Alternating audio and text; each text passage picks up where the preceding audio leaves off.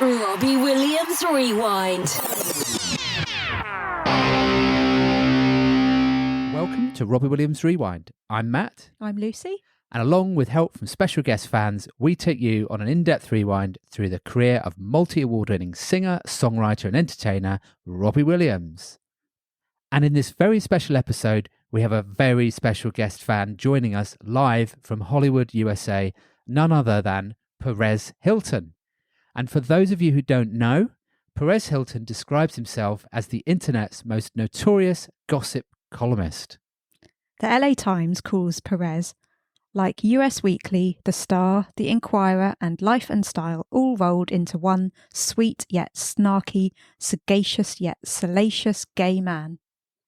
Since launching in 2004, PerezHilton.com, originally named Page666.com, has become one of the leading go-to sites for celebrity news, garnering over 300 million hits a month and 5.5 million Twitter followers.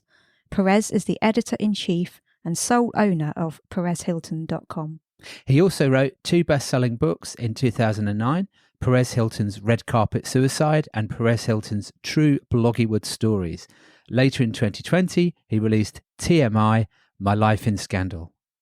And some of our UK listeners will remember Perez's appearance on Celebrity Big Brother in 2018. What a year that was. Mm-hmm. Perez also hosts the Perez Hilton podcast with co-host Chris Booker. Most of all, Perez is a massive Robbie Williams fan and a fan of the Robbie Williams Rewind podcast. And if you're listening to the audio version of this podcast, you might want to check out the video interview, and you can find a link to our YouTube channel on RobbieWilliamsRewind.com. Hey, Perez Hilton, welcome to the Robbie Williams Rewind podcast. Thank you for joining us. I'm very happy to be here. Thank you. Lovely. It's great to have you on the show. We've heard, and I've seen a little bit about your fandom for Robbie Williams, and we're really keen to kind of understand Robbie Williams from the eyes of America. And we'd love to hear about your journey with Robbie. And Lucy, do you want to start? So how did you discover Robbie first? Well, I've been doing what I do as Perez now for nearly 20 years. Mm-hmm. I began in 2004, but my love, I'm not even going to say appreciation. Like, I love Robbie Williams. It's not just an appreciation of his music. I love his music and his showmanship. Yes. Yeah. Like, he's just phenomenal. And that began in 1998. Oh, wow.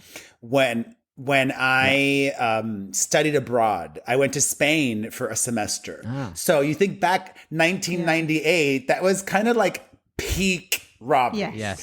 He was, at least in Europe. Yeah. Yes.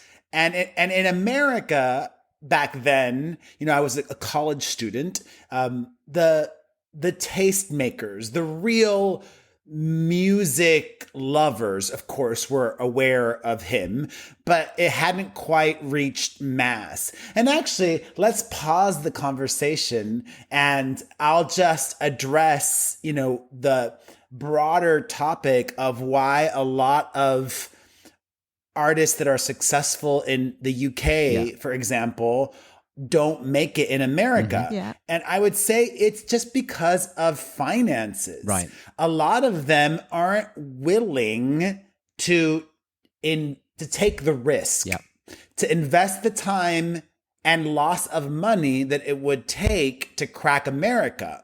But if you do crack America, then it's like so much more money. Yeah. But, if you're an artist that is selling out arenas in the UK and Europe, a lot of those artists may not want to come to America and play an 800-person club. Yeah. Yeah. If you're doing 20,000 seaters.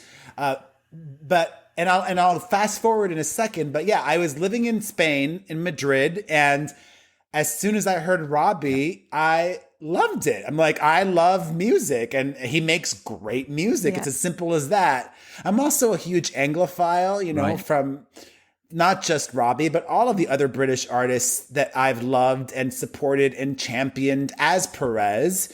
You know, if you go into my bedroom, I have a platinum plaque by Adele that she sent me as a thank you for helping her very early on in her career. Yeah. I have a platinum plaque from Amy Winehouse that she also sent me when she was still alive. Yeah. So yeah, I've always had an ear to what was happening there, and I've always loved helping artists. And I was late to the Robbie game as Perez, but I've always supported Robbie as Perez as well. Yeah. Like he was already very successful by the time I started, but I've always been a fan. And then after I got back to the United States, I forget when, but I'm going to guess it was probably maybe, you know, sometime in 99. Robbie did give it a brief go here. Yeah. And I was so lucky because I was going to school in New York City. Yeah. I went to NYU and I was able to catch him live twice. Oh, wow. I went to one of his he's probably done less than 20 shows total in the United States, I would guess. And I went to his show, I think it was at the Hammerstein Ballroom on 34th Street. Mm-hmm. And it was amazing.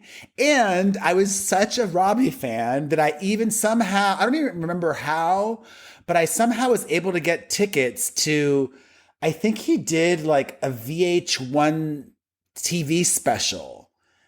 Like not storytellers, but some kind of VH1 special. Yeah. And I was able to go to that as well. And ever since then, I've been a huge fan. And then it took him, even though he lives in the United States, it took him a very, very, very, very, very long time to then do more shows here. But I did go to his Vegas residency and I loved it.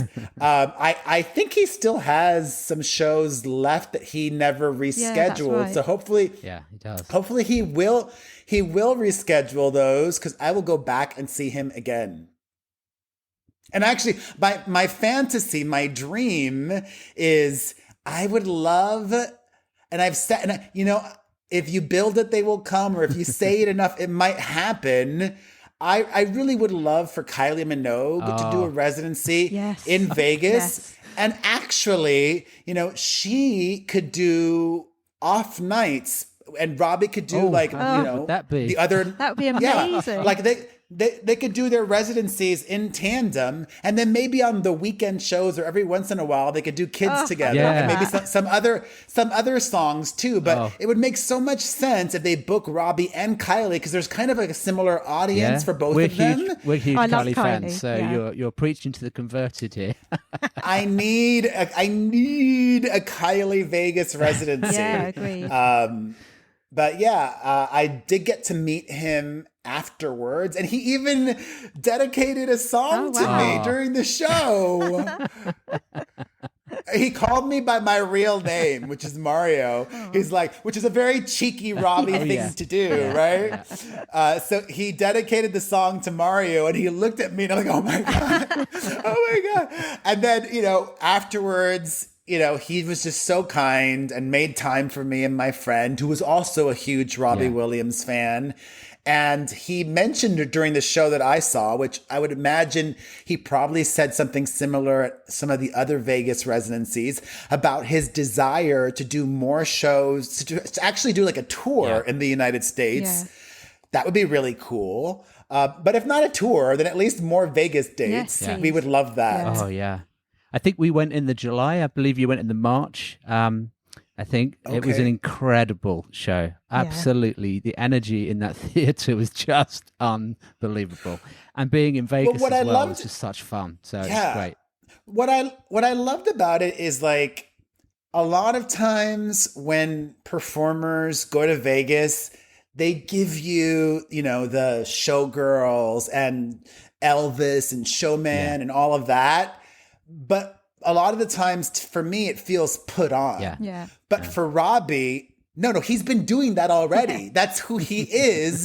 So it really, it felt true to him. It felt organic, and it just like made so much sense. Yes. Yeah, it was brilliant. And so many icons of the past have stood in that very same spot and done what he'd done. So I think it's really, really special for him and his dad and the band and the whole crew, everybody. I think it was, very, very special. Yeah. So I think we've established that you quite like him. Love him, sorry. We do too. So do you have a favourite album or a favourite song, or have you got any particular favourites that you like? I mean, God, let me pull up my Robbie collection. It's funny. I would say that I don't know why the first.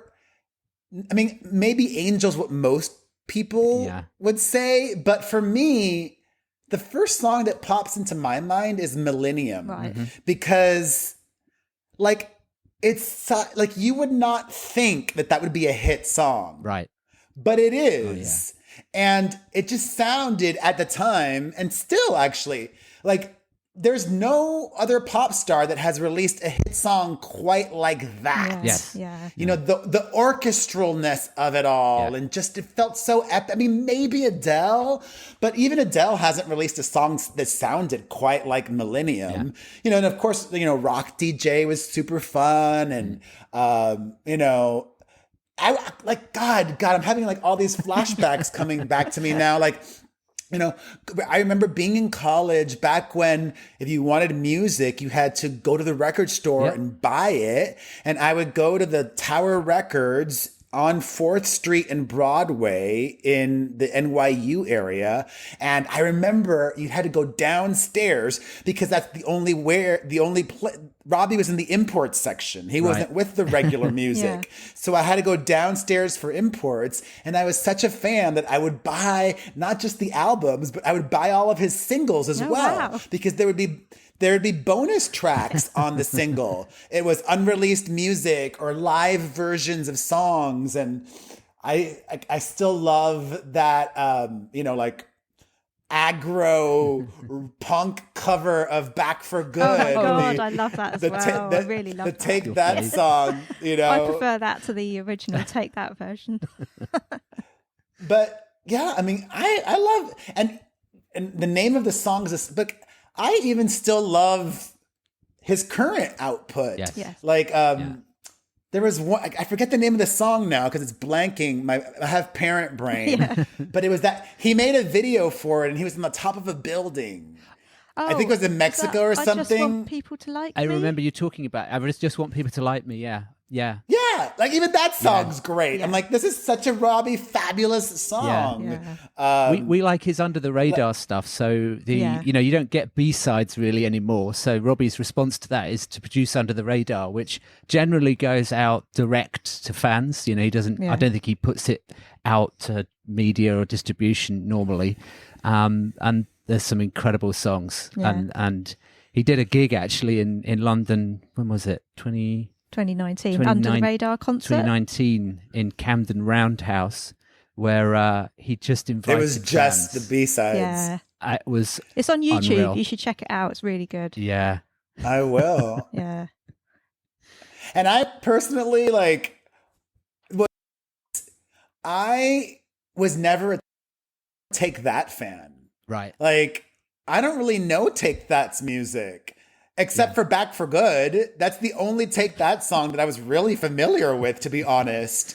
yeah. And I've then, you know, went back and listened to Take That, and it still never resonated much with me. But I love Robbie as a solo artist. So I'm happy that he's not gone back with Take That. I don't really want him back with Take That. I would rather him doing his solo stuff.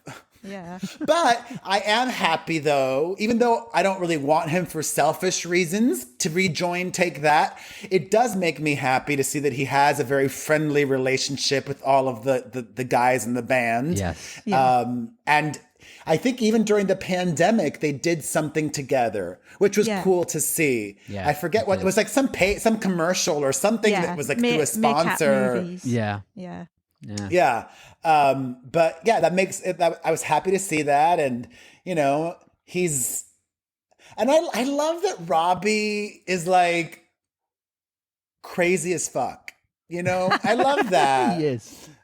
I love that about him. He's crazy, but in like an endearing way. Like he's Yeah. not Yeah. like scared. He's not like maybe using that word is not the best word, but he's not like Kanye, right? He's not Kanye West. He's Robbie Williams, and Yeah. even when he's so out there and wacky, he is that in the most charming of ways possible. That's very true. Absolutely. And I think we've talked a little bit on the podcast about that. There's the difference between Robbie and Rob. And what's interesting for the fans, he hasn't got it at the moment, but he had an app which we could chat to him on. And I did not know that.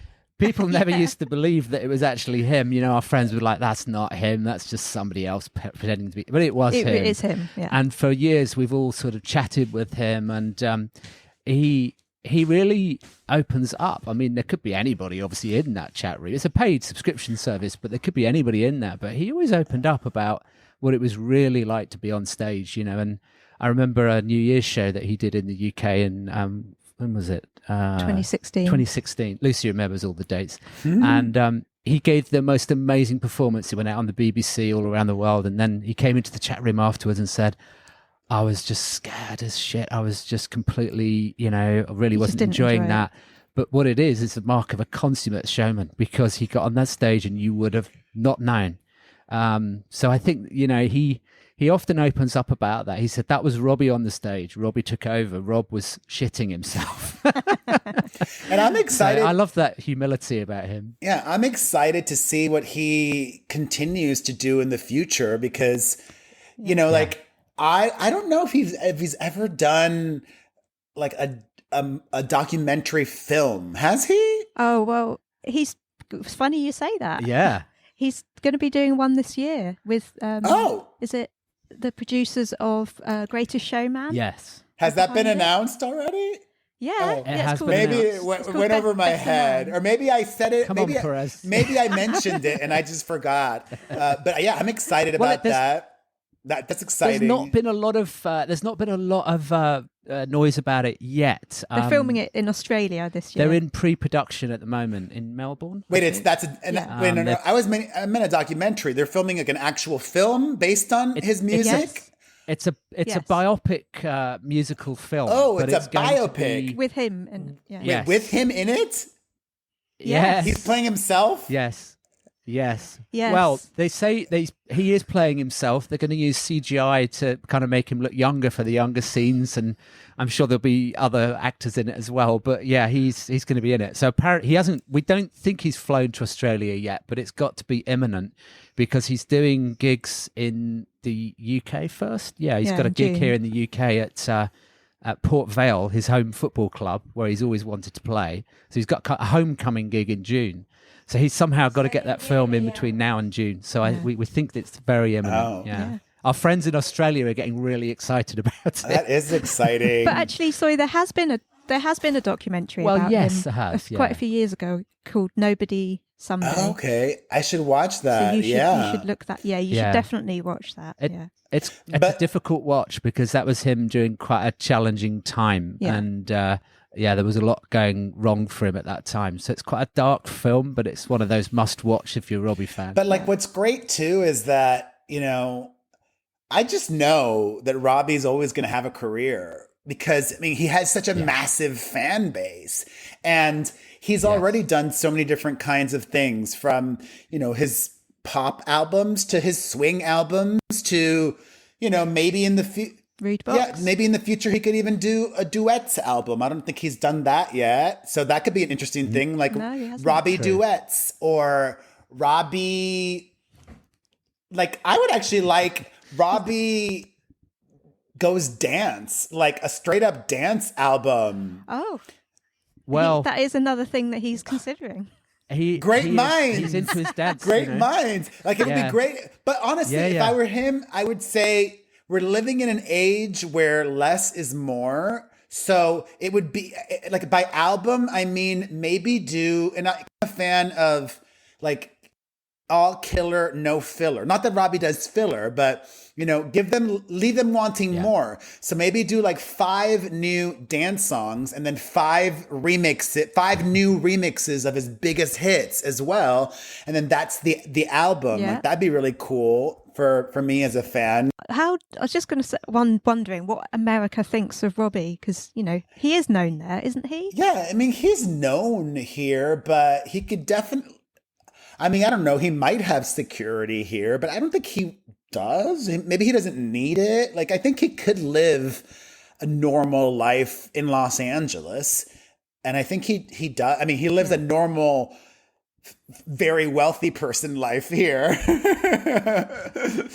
But yeah, I love that he even, you know, doesn't share, which I do, but I'm not Robbie Williams, but we don't see his children's faces, and he seems to really get great joy out of being a parent. And I love that he's been in this marriage for a while now, and he really seems to not just love, but like adore his wife, and they have a great time together. And like, who would have thought that the, you know, tumultuous Robbie of the 90s would be, you know, I would never call him boring, but you know, like, settled down, I guess is a better way to say it. It's so settled down, or anchored. You know, he's so anchored now. And, you know, for anybody, not even a person that you're a fan of, but like, I want to see everybody happy. And it feels like we finally are seeing Robbie be very happy. And that's, you know, wonderful.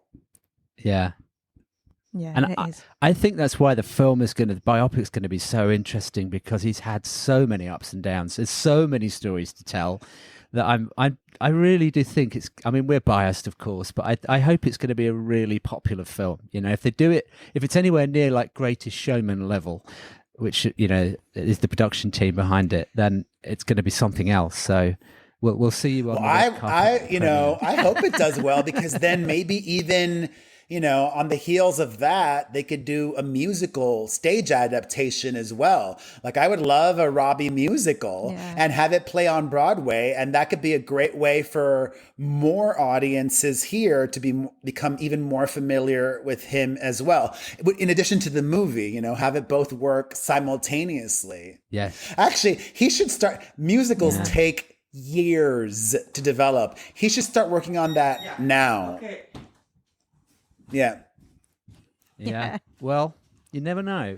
He's always got lots of. I'm surprised he hasn't done that. He needs to do that. A musical while working on the musical. Both.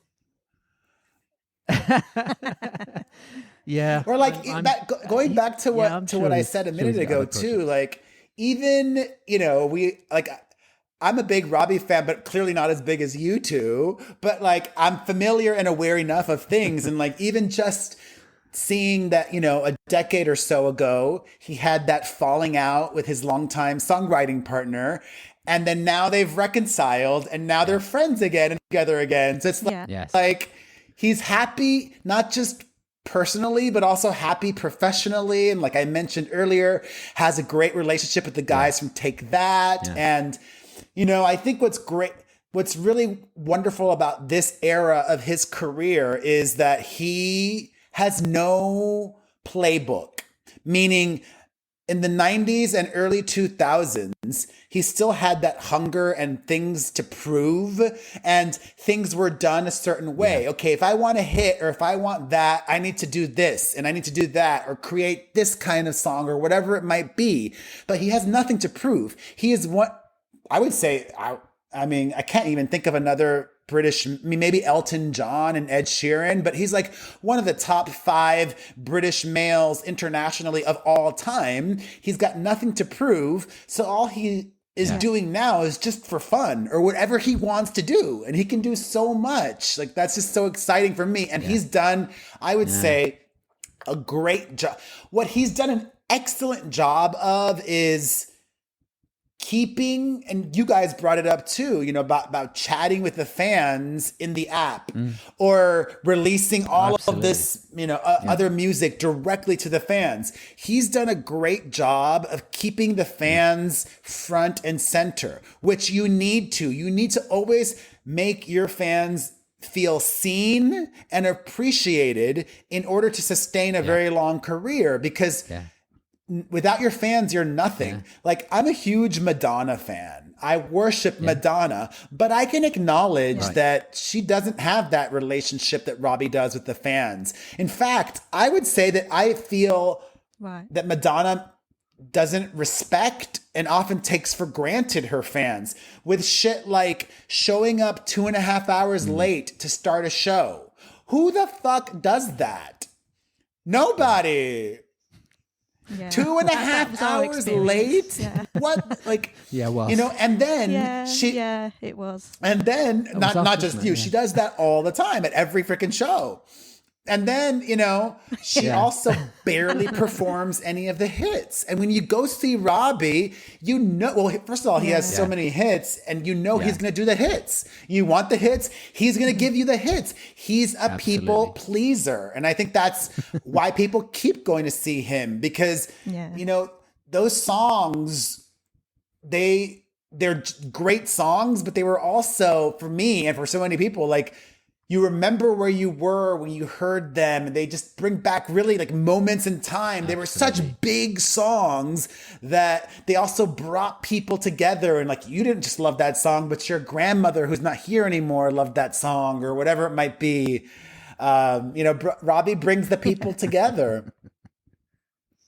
Yeah. Certainly does. And what you say about him looking after the fans, it's so incredibly special. It's very hard to even describe.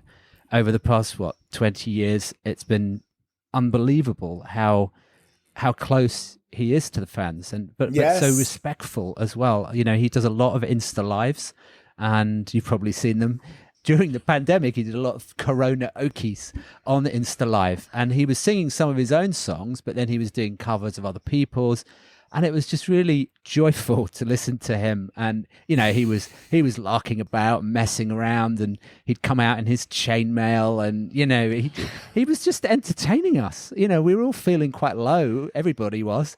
And there he was doing what he does. And, you know, that was nice. Obviously, now he's taking a little bit of a break. He's having family time. And I think we're going to hopefully see him come back with a big force this year. That's what we're hoping for anyway. Yeah. I mean, he's got shows coming up. I'm a little upset though that he has not. We know Robbie's going to listen to this, so absolutely. Why have you not rescheduled the Vegas dates yet? I need to go to Vegas again. I mean, I'm so tempted to go to the UK and see that show. Yeah, come to Port Vale, come to Stoke. It's not as easy for me to get to the UK as it is to get to Vegas. Like, I could hop on a plane and be in Vegas in 45 minutes. Right. You know, and it's in the same time zone, and I got kids. So I would feel guilty going all the way there just for my own fun and selfish reasons. Just like when we went to Vegas and we left our kids here. Wait, if Robbie is watching, I would love some. I'm very jealous of your merch. I did not buy any merch when I went to Vegas. My mailing address is let me say clearly. My mailing address is 8506 West 3rd Street, number 101. Los Angeles, California, 90048. You can send me a large in everything you've got. Thank you.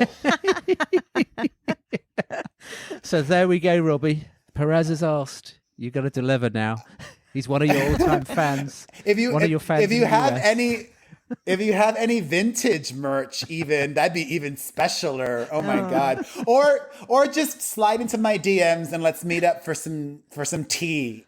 Yeah, you're in the same city. Why not?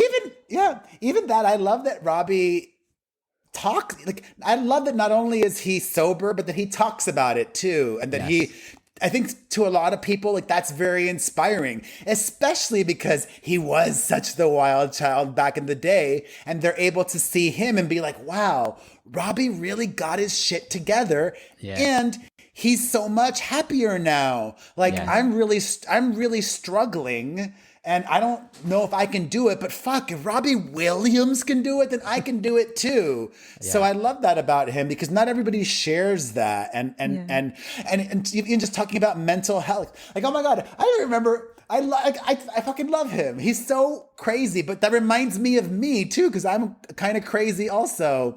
Not kind of, I'm totally crazy too. Like, I forget what, like, I really, it's so hard now that I have 3 children and doing my 10 different jobs that I do, from my website to my social media to my podcast. But I still try to keep up with my favorites. And I think I saw on, was it Graham Norton or something? I don't know. But even he was in an interview and Robbie was talking about how he got a hair transplant. And I'm like, I fucking love that he mentioned that. I'm like, you know what? I did too, Robbie. I wonder if we went to the same guy. I had 3 hair transplants. You'll notice I didn't. So. I'll give you my doctor's name. Thank you. I think it's going to take a lot of replacement, but there we go. It might, yeah. Perez, we really thank you for spending the time with us and chatting about Robbie. And obviously he will listen to this, so we'd love to hear what he thinks. And I'm sure that you'll get your merch eventually. Well, maybe or even put me in your movie. I'm just putting it all out there. Yeah, get into that movie. I gotta be in Melbourne for that. I'll go to Melbourne. I will leave my kids behind for a movie. I could play his manager. I don't know. I could play a tech guy. There must be a role. I could play somebody that doesn't require a British accent. I can I could be a journalist. I could be his drug dealer. I don't know. You're very versatile, Perez. His realtor in Los Angeles. I don't know. I could be that person that helps get him sober. Or if he just really wants to stick it, I could be Gary Barlow. I'll work on my accent.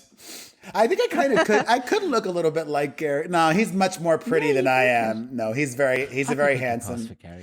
Well, if he should have Gary in the movie as well, obviously. Well, they are auditioning people for members of Take That, as well as Liam Gallagher, apparently. No, they've got to. No. We need them. Liam Gallagher would do it. If the price is right, Robbie's amazing. And wait, I don't know this. Do Robbie fans have a name for themselves? Well, friendlies. Because Robbie once said he didn't like calling us fans. He preferred to think of us as friends. Yes. So therefore he came up with the word friendlies. I like that. So we kind of became known as the Upfront Friendlies, didn't we? Because the app was called Upfront. The app was called Upfront because mainly we're stood at the front, which Lucy likes because she can only see if she stands at the front. So we always go to the front. On the same height as Kylie. I am too old to be doing that. Like, oh no, you're not. No.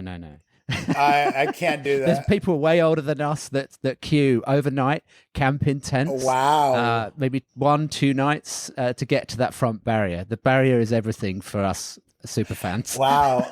I know that Robbie's done Glastonbury in the past, but that was a real long time ago. I was there. That was that was in the late 90s or early 2000s, right? 98. Yeah, 98. He should do that again.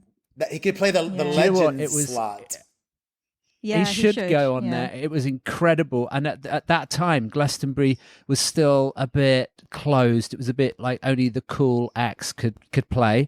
And Robbie playing there was really significant. And it was unbelievable. There was like 60,000 people in front of the main stage, and he had everyone in the palm of his hand. And he was petrified that kind of the crowd, that cool sort of indie rock crowd, wouldn't necessarily get it because there weren't always pop acts in Glastonbury. Now there is, but it's evolved over the years. But I think he set the way, really. It was something else. I watched that on YouTube. I love to watch, Robbie live. I forget. And I love to watch just how over the tours, sometimes he'll really change the arrangements of the songs. So that's fun too. Yes. Or even that one tour that they did do with Take That, I didn't. Progress. Yeah, like I watched that one, even though I'm not a big Take That fan, just because like I wanted to see all of Robbie's parts. That was a great entrance. I remember how he got, like, because first it was just Take That by themselves without Robbie, and then Robbie came, and I'm like, oh God, what a showman! I love it. He is. He's the best. Yeah. I also think it's interesting, really just analyzing Robbie as a musician. Like, it's fascinating that he's really kept it all about the music over the last many years. Like, he hasn't started a liquor brand. He didn't, he didn't do all these other things that all of these other people do. Because you know what? Robbie Williams has fuck you money. When you're that rich, you don't need to do anything you don't want to. So he's done one or two very carefully selected sponsorships, but not like a lot. Yeah, he did do Weight Watchers. Not a lot, and nothing. He did that. Nothing ostentatious. Yeah, it's all been subtle. Yeah, brand sponsorship, very subtle things generally, isn't it? But he is thinking of doing art. Yeah. He has so many pieces of art that he's done. That he's created himself. He wants his own gallery, and he's rumoured to us that he might be thinking about setting up a gallery in Berlin with a nightclub attached, so that he can Berlin? DJ and play his dance music. We don't know. We don't know why. He has a house in Switzerland, so I guess it's close. You've had Robbie on had Robbie on your podcast? No, not yet. Not yet. We will. You got to make that happen. Yeah. Yes. Yeah. Well, wonderful. Well, thank you guys for having me on. You. Yes, and thank if you. your listeners and or viewers want more Perez, I have my own podcast. You guys could check out the Perez Hilton podcast with Chris Booker on Apple Podcasts or Spotify or directly at perezpodcast.com. And of course, there's perezhilton.com, and I've got my socials and 2 YouTube channels. So I'm all over the place. And You are. yeah, Sounds very busy, Perez. How do you do all of that? I have an incredible amount of anxiety and fear that fuels me to keep going forward because I don't have fuck you money in the bank. I don't have Robbie Williams money.